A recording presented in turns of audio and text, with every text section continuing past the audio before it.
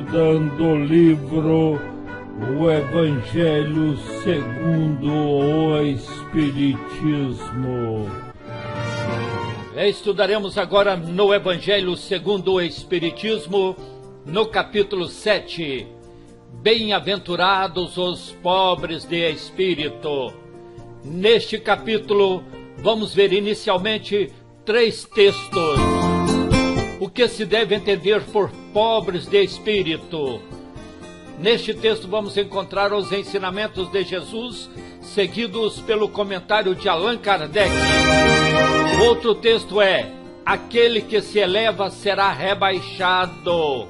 Também encontraremos ensinamentos de Jesus, seguidos pelo comentário de Allan Kardec. E vamos encontrar ainda o texto Mistérios Ocultos aos doutos e aos prudentes, com os ensinamentos de Jesus, seguidos pelo comentário de Allan Kardec.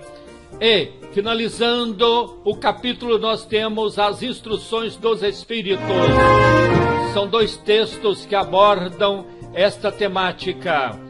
Bem-aventurados os pobres de espíritos. O primeiro texto dado pela espiritualidade é o orgulho e a humildade, do espírito Adolfo, bispo de Argel. E o outro texto é Missão do Homem Inteligente na Terra, do espírito Ferdinando, um espírito protetor. Vamos então à leitura. Neste estudo que vamos ter agora, teremos em primeiro lugar 3 ensinamentos de Jesus e em seguida veremos o comentário de Allan Kardec em cima desses ensinamentos de Jesus, cujos ensinamentos têm como título Aquele que se eleva será rebaixado. Então veremos agora o ensinamento que está aqui no Evangelho segundo o Espiritismo, no item 3. Por esta ocasião, pergunta dos discípulos a Jesus. Os discípulos perguntaram a Jesus: quem é o maior no reino dos céus? Esta questão está na Bíblia, no livro de Mateus, no capítulo 18, versículo 1 a 5. Vem a resposta de Jesus: digo-vos que, se não tornardes quais crianças, não entrareis no reino dos céus. O recurso didático usado por Jesus, ou seja, o recurso didático utilizado por Jesus foi uma criança. Por que ele escolheu esta criança como recurso didático para nos passar este ensinamento? Por quê? Porque a criança simboliza a simplicidade e pureza de coração. A criança não cultiva pretensões de superioridade ou infalibilidade.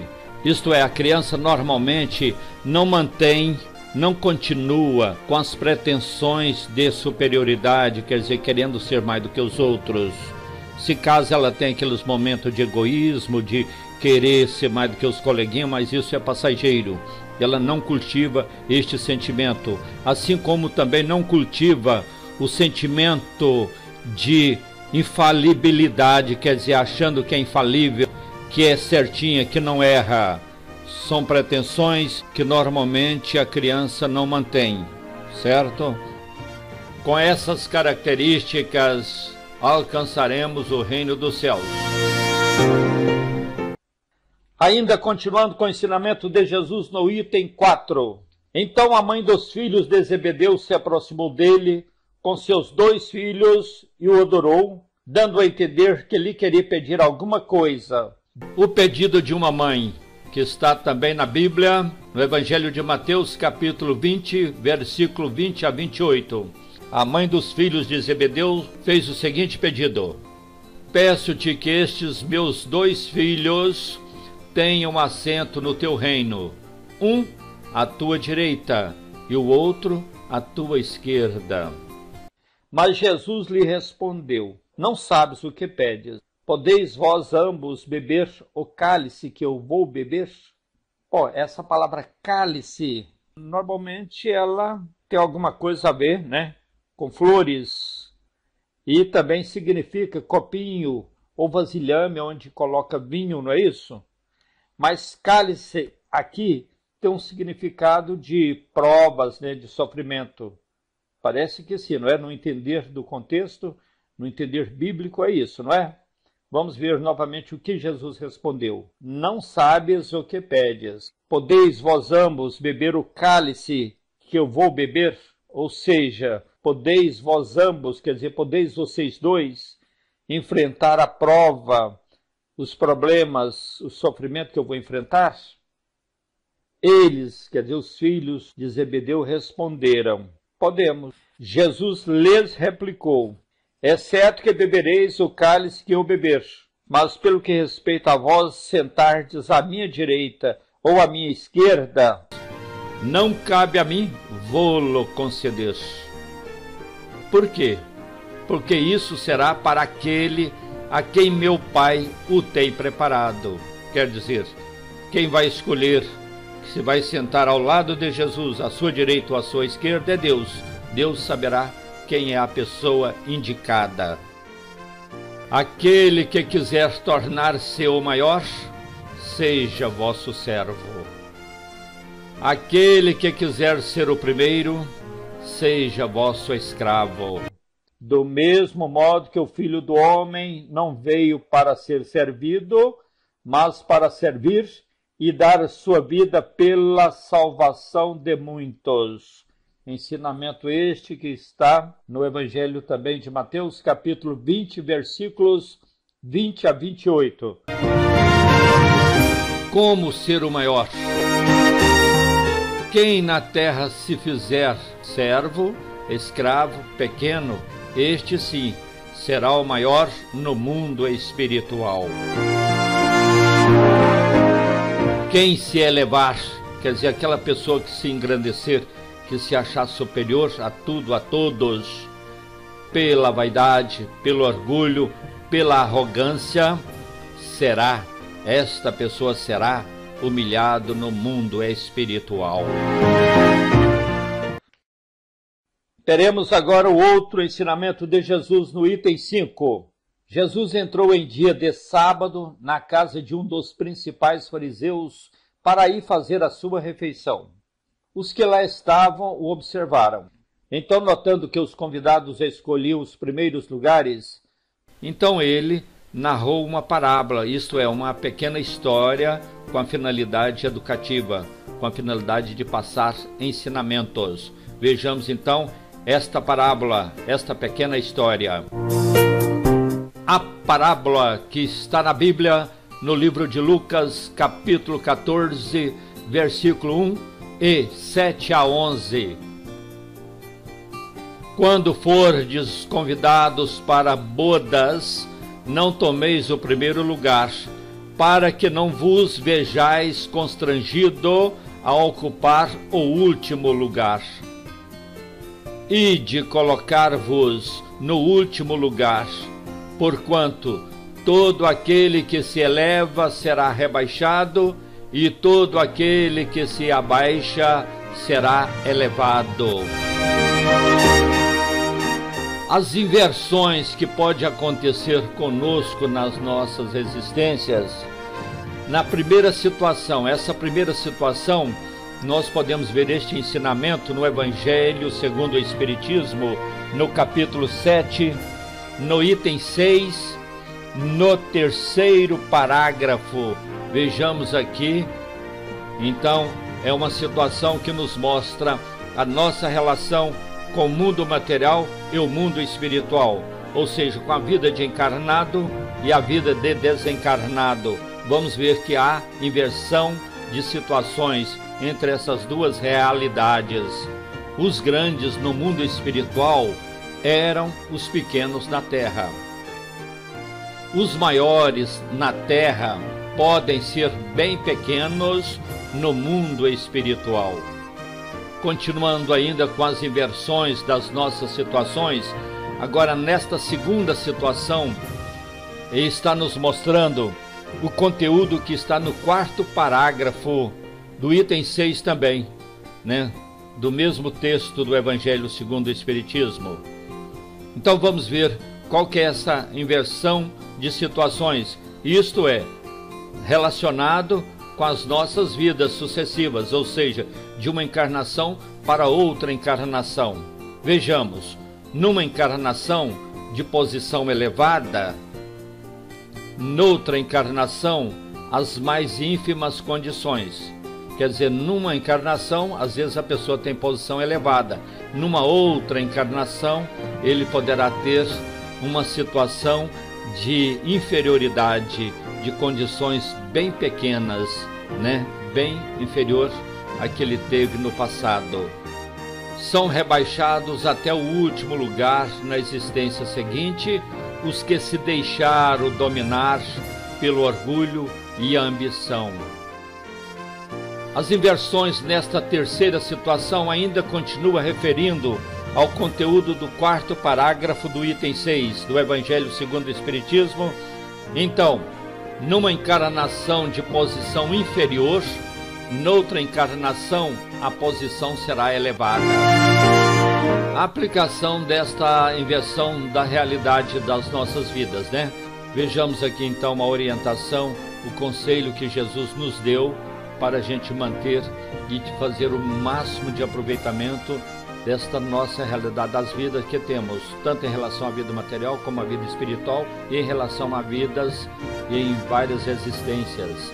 Então o conselho é este: não procureis na terra os primeiros lugares, nem vos coloqueis acima dos outros. Buscai o lugar mais humilde e mais modesto. Deus saberá dar-vos um mais elevado no céu, se o obedecerdes. Agora veremos os comentários de Allan Kardec, no item 6. Estas máximas decorrem do princípio da humildade que Jesus não cessa de apresentar como condição essencial da felicidade prometida aos eleitos do Senhor e que ele formulou assim: bem-aventurados os pobres de espírito, pois que o reino dos céus lhes pertence. Ele toma uma criança como tipo de simplicidade de coração e diz: será o maior no reino dos céus aquele que se humilhar e se fizer pequeno como uma criança, isto é, que nenhuma pretensão, nenhuma presunção, vaidade alimentar a superioridade ou a infalibilidade. E tem uma outra máxima de Jesus, quer dizer, uma outra afirmativa de Jesus que confirma esses princípios que nós estamos analisando. A mesma ideia fundamental se nos depara nesta outra máxima: seja vosso servidor aquele que quiser tornar-se o maior. E nesta outra: aquele que se humilhar será exalçado e aquele que se elevar será rebaixado. Neste parágrafo agora vamos ver o quanto a doutrina espírita veio contribuir para o entendimento das coisas espirituais, da realidade da nossa existência, que não é só aqui na Terra, que a vida espiritual continua, através das experiências que a doutrina espírita traz dos espíritos que já desencarnaram, onde a gente vê que muitas vezes aquelas pessoas que eram grandes, que eram importantes aqui na Terra, tornaram-se pequenas na vida espiritual. E aquelas pessoas que eram consideradas pequenas, desprezadas aqui no mundo material, às vezes tornam-se grandes no mundo espiritual. A gente vê que as posições mudam, que essa posição de grandeza que a gente alimenta aqui na Terra, isso é passageiro. Então, a pessoa que só procura com essa posição aqui da Terra, com os títulos, querendo ser superior a tudo, nem admitindo a existência de um Deus, de um Criador, de uma força superior, muitas das vezes, quando chega no mundo espiritual, sentem como se estivessem naufragados, tornam-se infelizes porque tudo perderam, até as próprias roupas, né? Lá eles vão ter somente o orgulho, que torna mais humilhante ainda, porque eles vão ver a nova posição que eles estão vivendo, né? Vão ver acima deles, de forma brilhante, de glória, aquelas pessoas que eles maltrataram aqui na Terra. Vamos ler o parágrafo. O Espiritismo vem sancionar, quer dizer, o Espiritismo vem confirmar, aprovar a teoria pelo exemplo, mostrando-nos na posição de grandes no mundo dos espíritos os que eram pequenos na terra, e bem pequenos muitas vezes os que na terra eram os maiores e os mais poderosos, e que os primeiros, ao morrerem, levaram consigo aquilo que faz a verdadeira grandeza no céu e que não se perde nunca, as virtudes, ao passo que os outros tiveram de deixar aqui, o que lhes constitui a grandeza terrena e que se não leva para outra vida, a riqueza, os títulos, a glória, a nobreza do nascimento. Nada mais possuindo senão isso, chegam ao outro mundo privados de tudo, como náufragos, quer dizer, como pessoas que naufragaram, que tornaram infelizes, que tudo perderam, até as próprias roupas. Conservaram apenas o orgulho que mais humilhante lhes torna a nova posição, porquanto veem, porquanto enxergam, colocados acima de si e resplandecentes de glória, os que eles da terra espezinharam, os que eles da terra maltrataram. Neste último parágrafo mostra a afirmativa da doutrina espírita desse princípio embasado nas reencarnações, ou seja, nas vidas após as vidas, no princípio que nós conhecemos por reencarnação. Então mostra que muitas das vezes a pessoa que ocupa uma posição mais elevada e viveu às vezes com grandes poderes aqui na Terra, usando e abusando da sua posição, em uma outra vida, em uma outra reencarnação, ele vem em situações de precariedade, ele vem em situação de dificuldades, vem com ínfimas condições para que ele possa reparar o seu orgulho e a sua ambição. Isso é a lei de Deus, é a lei de causa e efeito, Nós passamos pelas experiências que nós precisamos de passar para o nosso aprendizado. Veremos agora o último parágrafo deste texto. O Espiritismo aponta-nos outra aplicação do mesmo princípio nas encarnações sucessivas, mediante as quais os que, numa existência, ocuparam as mais elevadas posições, descem em existência seguinte às mais ínfimas condições, desde que os tenham dominado o orgulho e a ambição. Não procureis, pois, na terra os primeiros lugares, nem vos colocar acima dos outros, se não quiserdes ser obrigados a descer.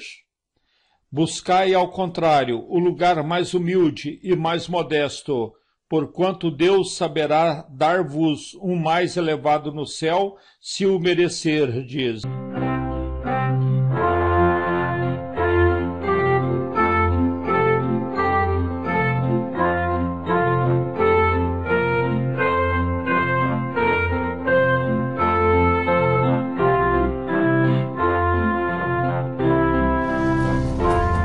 Queremos agradecer aos irmãos do Centro Espírita Fraternidade Allan Kardec, CEFAC, da cidade de Taguatinga, Distrito Federal, pelos materiais de estudo metódico da doutrina espírita que eles dispuseram na internet e dos quais nós estamos usando em nossos estudos das obras básicas e na montagem dos nossos vídeos.